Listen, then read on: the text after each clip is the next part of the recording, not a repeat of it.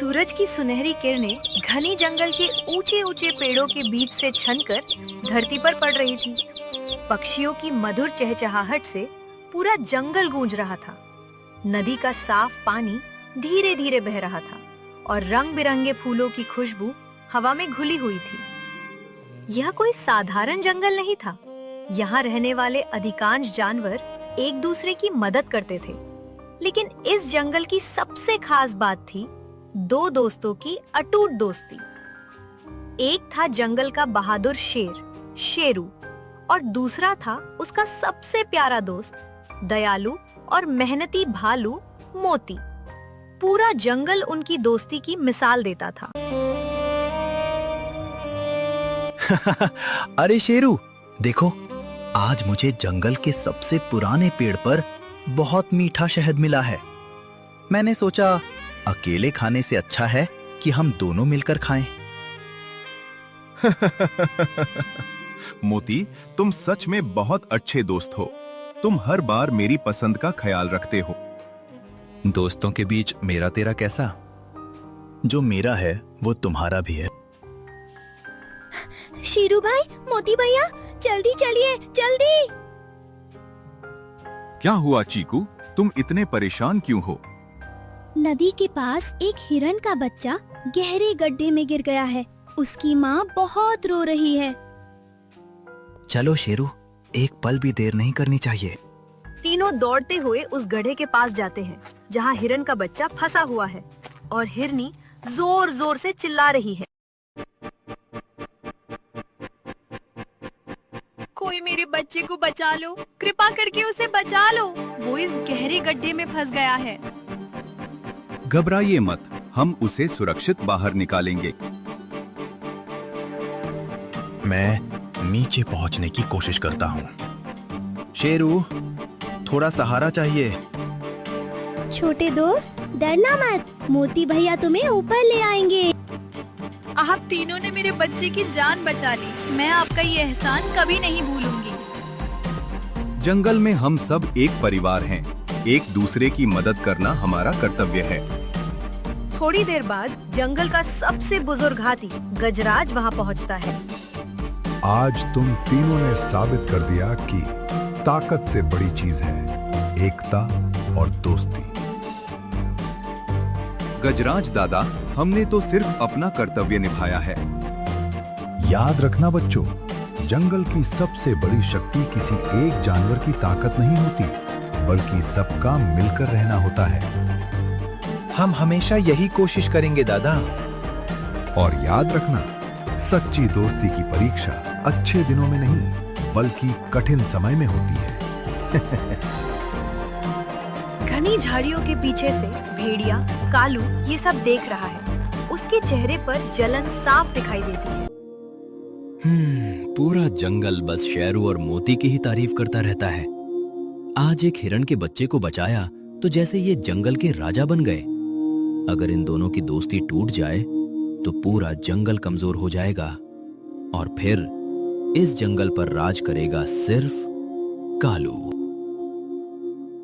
अब मैं ऐसा खेल खेलूंगा कि शेरू और मोती एक दूसरे पर ही शक करने लगेंगे और जिस दिन इनकी दोस्ती टूटेगी उसी दिन मेरी जीत होगी। शाम होने लगती है। सूरज धीरे धीरे पहाड़ों के पीछे छिप रहा है। शेरू, मोती और चीकू नदी किनारे बैठे भविष्य की बातें कर रहे हैं। उन्हें बिल्कुल अंदाजा नहीं कि कोई उनकी दोस्ती का दुश्मन बन चुका है। हम तीनों हमेशा ऐसे ही साथ रहेंगे ना? जब तक जंगल में पेड़ खड़े हैं और नदी बहती रहेगी, हमारी दोस्ती भी बनी रहेगी।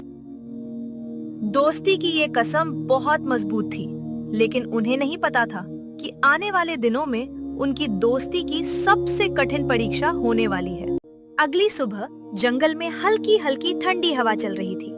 सभी जानवर अपने अपने काम में व्यस्त थे, लेकिन एक जानवर ऐसा था जिसके मन में केवल ईर्ष्या और छल भरा था। वह था कालू भेड़िया। रात भर उसने एक खतरनाक आज जंगल में ऐसा तूफान खड़ा होगा कि कोई सच और झूठ में फर्क ही नहीं कर पाएगा। वह आम, केले, जामुन और शहद के कुछ घड़े चुरा लेता है। फिर जानबूझकर शेरू के पंजों जैसे नकली निशान मिट्टी में बना देता है। अब सबको लगेगा कि ये काम शेरू ने किया है। वो चोरी का सामान एक गुफा में छिपा देता है और चुपचाप वहाँ से निकल जाता है। कुछ देर बाद गिलहरी अपने भंडार के पास पहुँचती है। अरे, मेरे सारे फल कहाँ गए? मेरा शहद भी गायब है। ये चोरी किसने की? देखो, यहाँ किसी बड़े जानवर के पंजों के निशान हैं।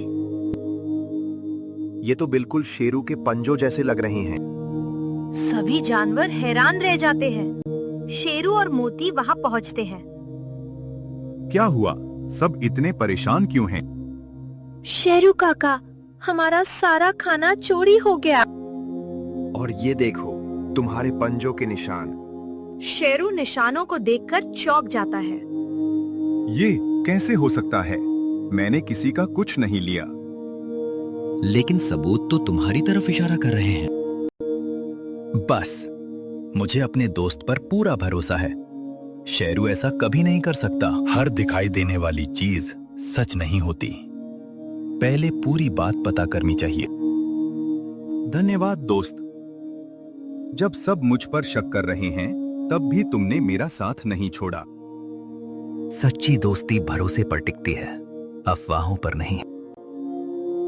जंगल में बिना सच जाने किसी पर आरोप लगाना उचित नहीं है। हम पहले पूरी जांच करेंगे। अगर शेरू निर्दोष हुआ तो उसे बदनाम करने वाले को कड़ी सजा मिलेगी। अगर दोषी निकला तो न्याय सबके लिए समान होगा। पहला तीर तो सही जगह लगा, लेकिन अभी इनकी दोस्ती नहीं टूटी। अब मुझे और बड़ा खेल खेलना होगा। ये सोचते हुए वो लोमड़ी के पास जाता है और कहता है, मैंने अपनी आंखों से देखा। रात में शेरू किसी भारी चीज को गुफा की तरफ ले जा रहा था। लेकिन किसी को मत बताना, ये बहुत बड़ा राज है। सच? अगर भरोसा नहीं तो जाकर खुद पूछ लेना। कुछ ही घंटों में कालू की कही हुई झूठी बात पूरे जंगल में फैल गई। अब हर कोई अलग अलग कहानी बना रहा था। कोई कहता शेरू बदल गया है, कोई कहता शायद ताकत मिलने के बाद उसका स्वभाव बदल गया। लेकिन मोती, चीकू और गजराज के मन में अभी भी विश्वास था। उन्हें यकीन था कि कहीं ना कहीं कोई बहुत बड़ी साजिश चल रही है। शाम का समय, चीकू नदी के किनारे घूम रहा है। अचानक उसकी नजर मिट्टी पर पड़ती है। अरे, ये क्या? ये तो शेरू के पंजों जैसे दिखते हैं, लेकिन इनमें अजीब बात है। हर निशान बिल्कुल एक जैसा है।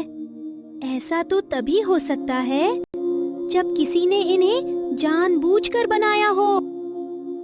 ओह, इसका मतलब किसी ने नकली पंजों के निशान बनाए हैं। लेकिन वो कौन हो सकता है? झाड़ियों के पीछे कोई काली परछाई तेजी से भागती दिखाई देती है। कौन है वहाँ? रुको! लेकिन वो परछाई घने जंगल में गायब हो जाती है। अगर मैं ये सबूत शेरू और मोती को दिखा दूं, तो शायद सच सामने आ जाएगा। लेकिन जिसने ये साजिश रची है, वो इतनी आसानी से हार नहीं मानेगा। लेकिन असली अपराधी अभी भी जंगल की अंधेरी झाड़ियों में छिपा बैठा था और वो अपनी अगली चाल चलने की तैयारी कर चुका था। उस रात जंगल पर गहरा अंधेरा छाया हुआ था। ठंडी हवा पेड़ों की शाखाओं को हिला रही थी। अधिकांश जानवर अपने अपने घरों में सो चुके थे, लेकिन एक जानवर अभी भी जाग रहा था, कालू। पहली चाल से जंगल में शक पैदा हो गया। अब दूसरी चाल से मैं शेरू और मोती की दोस्ती की नींव हिला दूंगा। ये शहद पूरे जंगल के लिए था। गर्मियों और बरसात के कठिन दिनों में सभी जानवर इसी पर निर्भर रहते थे। कालू ने चारों ओर देखा, कोई नहीं था। वह धीरे धीरे कई मटके उठाकर पास की एक गुफा में छिपा देता है। फिर वह चोरी छिपे कुछ शहद मोती के घर के बाहर गिरा देता है। कुछ टूटे हुए मटके भी वहीं छोड़ देता है। अब सबको लगेगा कि चोरी मोती ने की है। अब देखता हूँ शेरू अपने दोस्त पर कितना भरोसा करता है। सुबह होते ही बंदर और गिलहरी शहद के भंडार के पास पहुंचते हैं। अरे, शहद के इतने सारे मटके कहाँ गए? हमने कई दिनों की मेहनत से ये शहद इकट्ठा किया था। ये किसने किया? अचानक एक हिरन दौड़ता हुआ आता है। मैंने मोती के घर के बाहर शहद गिरा हुआ देखा है। सभी जानवर मोती के घर पहुंचते हैं। सचमुच वहाँ शहद फैला हुआ है और टूटे मटके पड़े हैं। अब क्या कहोगे मोती? सबूत तो यहीं पड़े हैं। ये यहाँ कैसे आया? मैंने तो रात भर अपना घर भी नहीं छोड़ा। पहले शेरू, अब मोती। लगता है दोनों मिलकर चोरी कर रहे हैं। जंगल में फुसफुसाहट शुरू हो जाती है। सभी जानवर उसकी ओर देखने लगते हैं। उन्हें लगता है शायद अब शेरू भी मोती पर शक करेगा, लेकिन शेरू मुस्कुराता है। मैं अपने दोस्त को बचपन से जानता हूँ। अगर पूरा जंगल भी कह दे कि मोती चोर है, तब भी मैं उस पर विश्वास नहीं छोड़ूंगा। शेरू, मुझे पता था तुम मेरा साथ कभी नहीं छोड़ोगे। नहीं, इतनी बड़ी चाल भी बेकार हो गई। ये दोनों एक दूसरे पर शक क्यों नहीं करते? अगर भरोसा नहीं टूटा तो मेरी सारी योजना खत्म हो जाएगी। अब मुझे इन दोनों को अलग करना ही होगा। जिसने नकली पंजों के निशान बनाए, उसी ने ये शहद भी रखा होगा। लेकिन अगर मैंने बिना सबूत किसी का नाम लिया, तो कोई मेरी बात नहीं मानेगा। मुझे असली चोर को रंगे हाथों पकड़ना होगा। गजराज, शेरू, मोती और चीकू बैठे हैं। बेटा, मुसीबत के समय गुस्से से नहीं, धैर्य से काम लेना चाहिए। सच कभी ज्यादा दिनों तक छिप नहीं सकता। लेकिन दादा, हर दिन कोई न कोई नई चोरी हो रही है। और हर बार हमारा नाम बदनाम किया जा रहा है। तो इसका मतलब साफ है, कोई चाहता है कि तुम दोनों एक दूसरे पर शक करो। याद रखना, जिस दिन तुमने अपना भरोसा खो दिया, उसी दिन दुश्मन जीत जाएगा। क्या शेरू और मोती अपनी दोस्ती बचा पाएंगे? असली परीक्षा अभी बाकी है।